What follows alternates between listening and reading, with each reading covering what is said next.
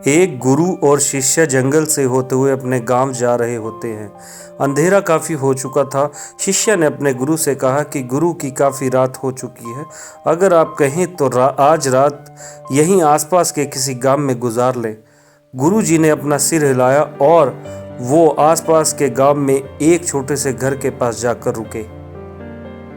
अब जैसे ही वहां गए तो गुरुजी के शिष्य ने दरवाज़ा ठकठकाया। उस घर से एक गरीब आदमी बाहर आया तो गुरुजी ने बोला, हम अपने गांव जा रहे थे, लेकिन रात होने की वजह से हमने इसी गांव में रुकने की सोची।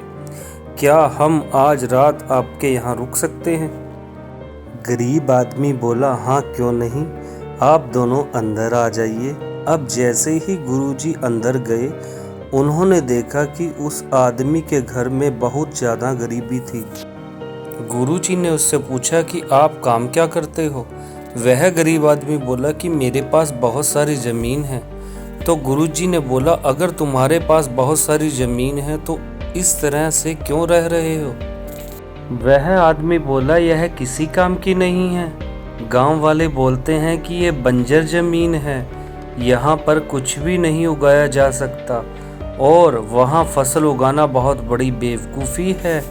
गुरुजी ने बोला कि तुम्हारा गुजारा कैसे होता है? उसने बोला कि मेरे पास एक भैंस है जिससे मेरा पूरा घर चलता है।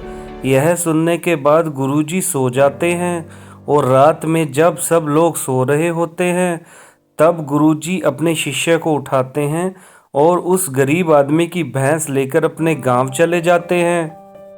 शिष्य अपने गुरु से पूछता है कि गुरुजी, कहीं आप ये गलत तो नहीं कर रहे हैं? उस गरीब आदमी की रोजी रोटी इस भैंस की वजह से चलती है। तो गुरुजी अपने शिष्य की तरफ देखते हैं और मुस्कुराते हुए आगे बढ़ जाते हैं। उस बात को तकरीबन 10 साल गुजर जाते हैं और जो गुरु का शिष्य था वह बहुत बड़ा गुरु बन चुका था।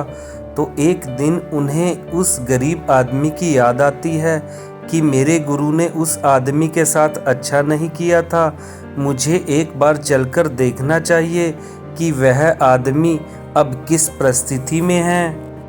वह शिष्य उस गांव की तरफ जाता है और वहां जैसे ही पहुंचता है तो वह देखता है कि जहां पर उस गरीब आदमी का झोंपड़ा था वहां पर एक बड़ा ही आलीशान महल बन चुका था और उस झोंपड़ी के बाहर जो बंजर जमीन थी उस पर फल और फूलों के बगीचे थे।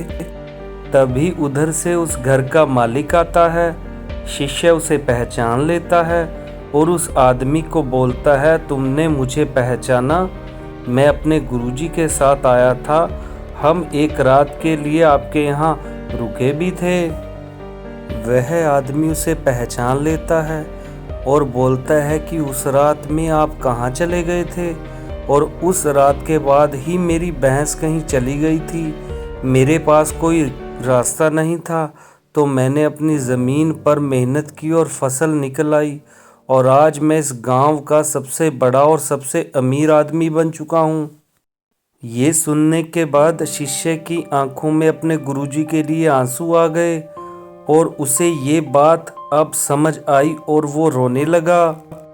इस कहानी से हमें ये सीख मिलती है कि हमारे अंदर ऐसे बहुत सी टैलेंट छुपी हुई हैं, लेकिन हमें कोई ना कोई चीज़ रोक के रखती है।